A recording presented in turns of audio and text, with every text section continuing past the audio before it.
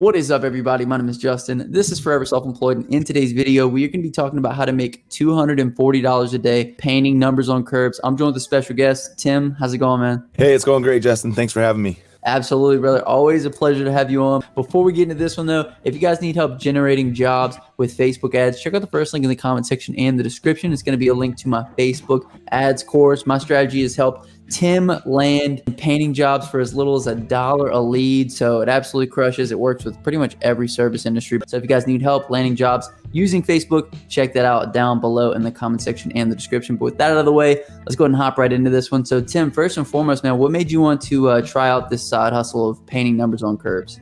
A couple different reasons. One was I had injured my arm, so I had broken my arm, and I wasn't really working at the time.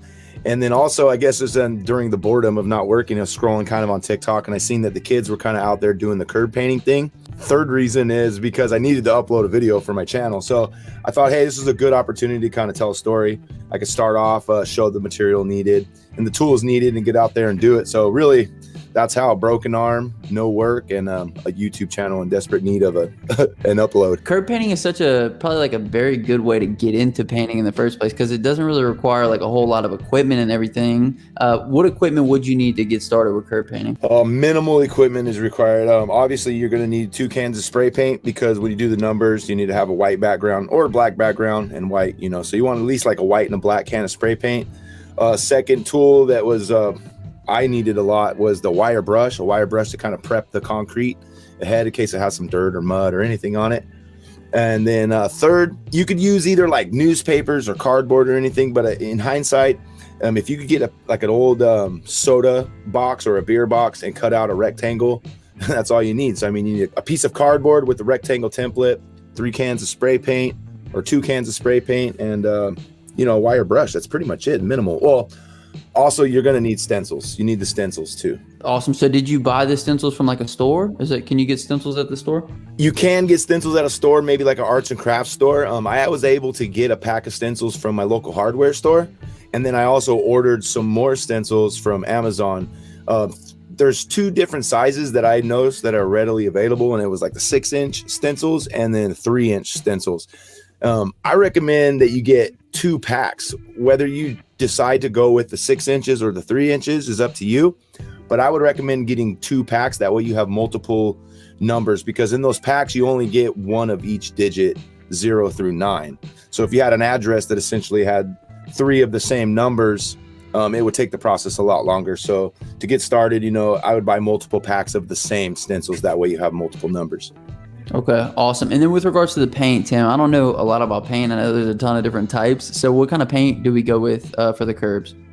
So striping paint, first and foremost, is probably your best bet to start with. If you can get 2 cans of different colors in striping paint, and it's really easy to find striping paint. Any hardware store, you walk into the paint department and just tell them I'm looking for striping paint or curb paint or, something like that. They'll definitely direct you. But in all reality, most spray paint will bond and stick to the curb. Some just last a lot longer. Now that we kind of got the equipment out of the way, you kind of talked about the process a little bit, but how are we doing pricing? So pricing is kind of up to the individual doing it, really. So for me, it wasn't more so to see how much money I could make doing it.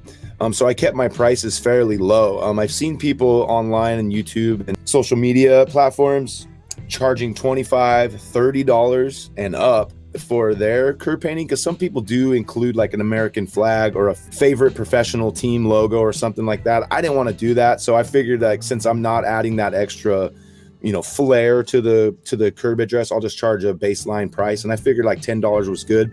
After I uploaded the video, I had a lot of people that actually do this for a living full time, and they were telling me that $15 to $20 is a better range to charge for this service. And then you could charge upwards if you start adding emblems and logos and stuff to it. Wow, that's pretty crazy. I never would imagine that they would put logos in it. There's people that actually do this for a living? Yeah, I've seen several videos of people doing it for a living, because obviously I did a little bit of research before I got started, and I came across 2 channels. One guy who does like gated communities with HOAs or HOAs, homeowner associations, and the HOA pays this guy to come out every year and refreshen the address curb. So some of those guys are doing it full time. I'm sure they probably also do like paint curbs red and yellow and handicapped stuff like that. But the primary thing that keeps them busy is doing the addresses on these HOA and like gated communities. Man, who would have thought that you could land like a HOA job doing, every house in the neighborhood? How do we go about advertising for it? Because I think in the video you did door to door. So can you kind of speak to like how you were able to get jobs, what the pitch looked like, stuff like that? So yeah, I can. Before you advertise, though, I think it might be smart to check in the area in your city, because some cities actually don't allow you to paint on the curbs, and I'm not sure as to the reasons why. But during the video, I have people from all over telling me my city doesn't allow it, and some people went as far as to check with their local cities and give me exact coordinates. So some people have specs on how high they could be, if they're 4 inches or 6 inches or whatever. So before you go advertising, I highly recommend that you just double check, make sure you don't get yourself in any kind of trouble, because I imagine it'd be like a vandalism charge if you do it illegally. With that being said, honestly, I did door to door, but Facebook ad strategy would be a killer way to get jobs for this. So doing before and after pictures is a really good way, with your family and friends. Maybe go through your contact list, send some before and afters. Everybody has a house and everybody has an address. On top of that, maybe some flyers. All the standard ways that you would advertise would be a great way to do this. Even just maybe printing up some business cards. But for me, I decided to start off in my area. So it's like my neighbors, the same people that kind of see me out mowing my lawn and stuff like that. So knocking on the door wasn't too startling for them to see me out in front. And I feel like that was a really good way to do it, because you're kind of already there. I think a lot of times it's hard for people to say no if you're there and you're ready to go. But yeah, all the traditional forms are good. Yard signs, obviously Facebook ads work really well. Before and after pictures on your social media account, and cards. Cards are great too. So whenever you were kind of going door to door, though, it was just kind of like, hey, I'm painting the numbers on the curbs. So would you be interested in, purchasing something like that? It's really simple. Most people know exactly what you're offering, so you don't have to really explain it too much. But yeah, I had a few customers who already saw me out doing their neighbors and were like, hey, I can do my next. So that was pretty cool too. But yeah, my pitch was pretty simple. And I had my arm brace on. I said, hey, I recently hurt my arm. I've been down from work for a little bit. I'm out trying to make some money painting curbs. Are you interested? It's $10. And I would just throw the price into the pitch. That way, just keep it short and sweet, And I don't think I had one person tell me no. So it was pretty cool. Awesome, Tim. Anything else we want to add, to give any advice or anything on people who want to do the service? Yeah, if you want to take it one step further and actually, charge that high dollar amount, something you could do is instead of just using the two black and white cans, or you can use blue and yellow, whatever, but put a top layer of some kind of clear coat, whether it's like a lacquer or whatever, some kind of clear coat over it, the finished product, and that'll give it extra durability. So, you could charge a little bit more, and you can include that in your pitch. Hey, I'm charging $25. That's because I'm adding an extra clear coat on top of it to protect it and make it last longer, Yeah, I love that, man. You can kind of go into the process with them a little bit if you really wanted to. One of the things I like to talk about on my channel a bunch is people really need to leverage smaller services to get into some of those higher ticket jobs. So do you think that you could leverage curb cleaning into like a higher ticket job? Like, you think you could like upsell like a door painting or like a garage painting or anything else?